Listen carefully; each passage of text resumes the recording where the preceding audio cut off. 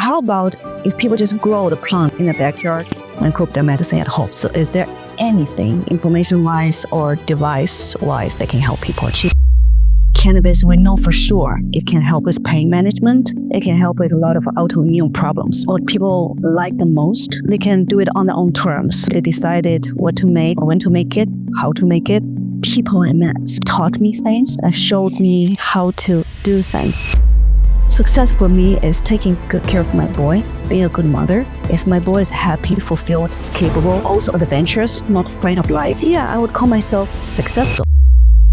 What brings you to the Cannabis Portrait? How did you end up here? It's my idea, organizing it. That's why I'm here. What's the idea? Yeah, it's my idea to do this whole project called Cannabis Portrait. That's why I'm here. And what brought me to cannabis industry, it was actually not the plant. It was injustice. Yeah, it's the moment I learned that cannabis is actually a medicine. It helps people, and then nobody knows. Then I decided, somehow I can't explain, but I decided I would do something about it. So I started a business to bring the capacity to make medicine at home to people. And that's how I ended up in the industry and then ultimately here on this chair. And could you take us to the moment you learned about cannabis as a medicine? Yeah, it's funny. I was hired into the industry to write blogs, to read research paper, and then spread information. I didn't know much about cannabis in the beginning, so I did a lot of catch-up study until my company sent me to Israel to attend this medical cannabis conference called CanX. And over there, I remember I was sitting just, next to everybody, listening to all the doctors, the real scientists talk about cannabis. And then there was this moment, everybody about the pharmaceutical companies, how difficult it is to actually conduct clinical trial for the plant as a whole. You have to isolate all the compounds like cannabinoids to do the research one by one, to follow all the guidelines as a pharmaceutical company, but you cannot really study the plant as a whole to study the entourage effect. And basically, it's very safe to experiment with the plant by yourself at home.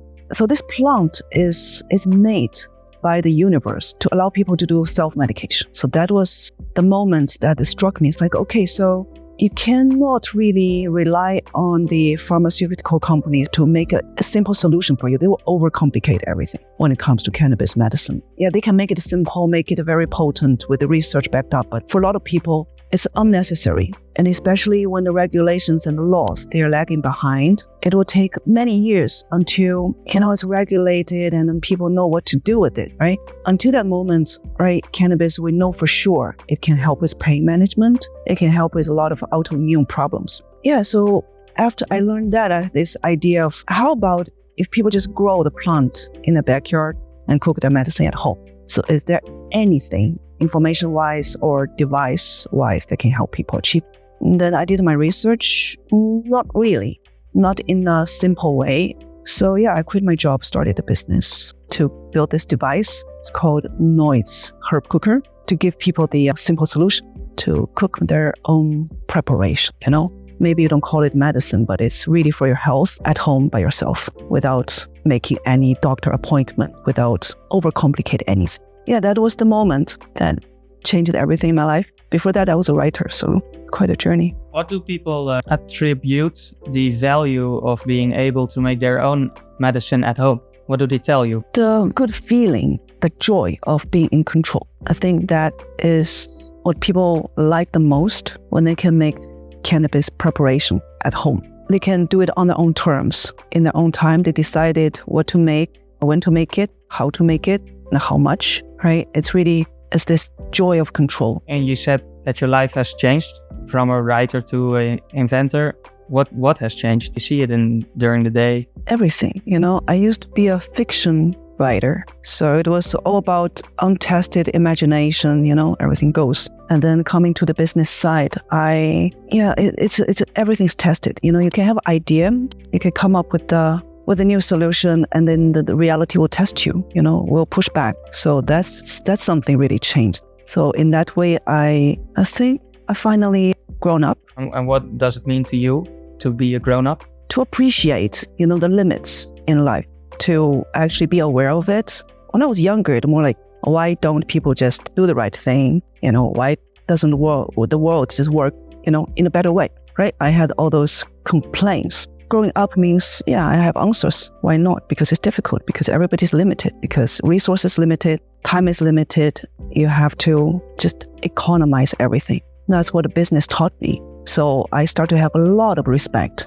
towards people that actually make things happen in reality, not just fictionally. So you would say that the core change is your ability to economize it? My ability, I don't know, is still being tested, I learned a lot in terms of how to do business, but the thing that really, really changed in me is this appreciation and respect towards people that, just try to make things work.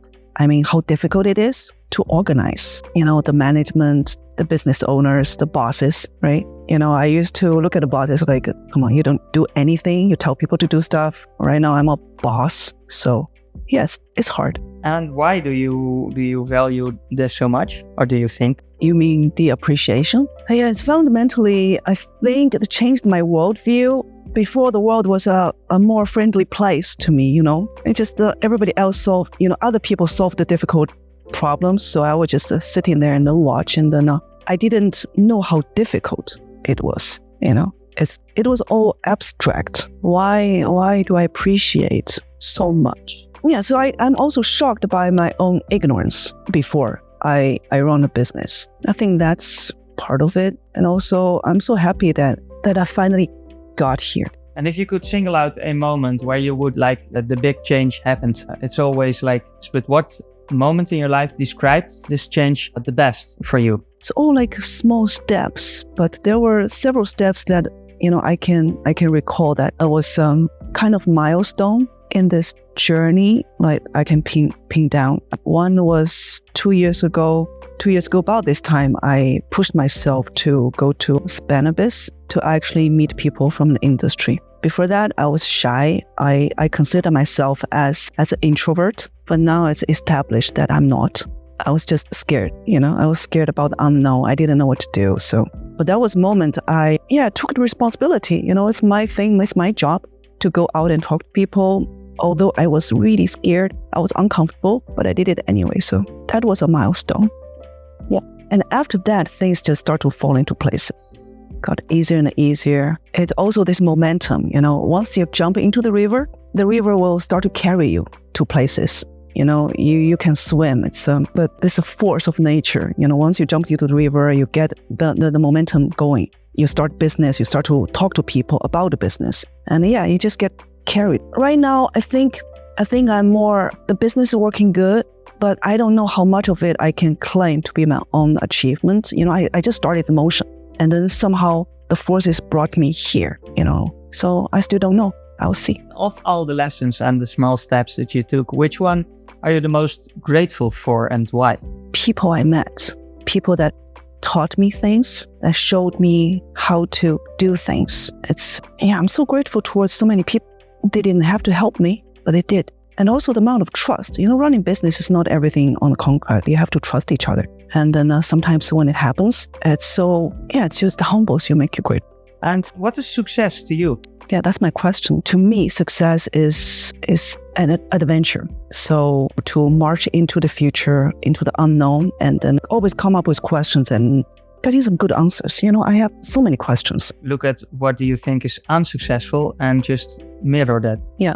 Success for me is taking good care of my boy, being a good mother. That's the first one. If my boy is happy, fulfilled, capable, and then also adventurous, not afraid of life, but I would call myself successful. That's basically it. And in order to do that, I have to show him how to do it. So I have to become that myself. That I call success. Yeah. Being able to live a good life and being able to explain to people how it's done. Like if I understand you correctly, it's that you want to become yourself to teach your son. Yeah, in order for him, I want him to live a fulfilling life. So in order to achieve that, I have to live a fulfilling life myself to show him how it is done, right? What role does money play in your life? Money is a tool. What does money mean to me, right? So I think it's hard to make money, but it's even harder to spend it. Yeah, you need to have the basic covered to call life good.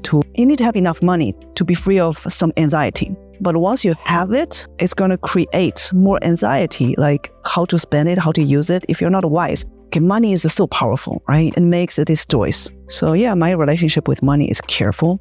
I'm very careful with that. It's a bless to have some, and then can also be a curse if you're not careful with it. Money does not bring happiness. Money just gives you power, speed you up on the direction that you're going. If you're heading towards a good life, it makes it happen faster. If you're heading towards some other directions other than good life, it also brings you there faster. So in 3 words? In 3 words, yeah, careful with money. What do you want to have people remembered about you?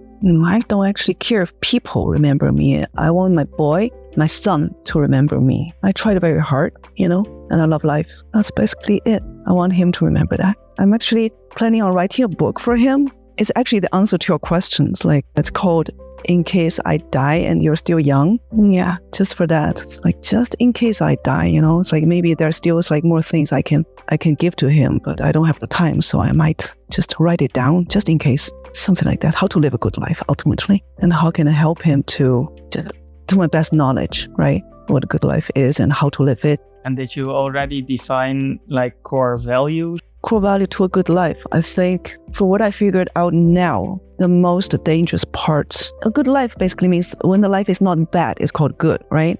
So that's my definition. You need to have a definition for that. It's difficult to know what is good, but you always know what is better. So I always aim better. That ultimately lead you to a good life, and to avoid becoming worse. So many traps in life. We can get easily carried away by the bling bling, by the surface stuff, by be authentic. I think that's the key. Be authentic and honest. That's the key to a good life. It's not necessarily an easy life, but it's definitely, it's better than you being not authentic and honest. And authenticity for me, it means it's about where you pay attention, right? Your attention goes into this direct relationship with the world. So you and the world, you try to make things work. You try to pay attention to things other than yourself, right? And then inauthentic life is a life according to script or, big topic.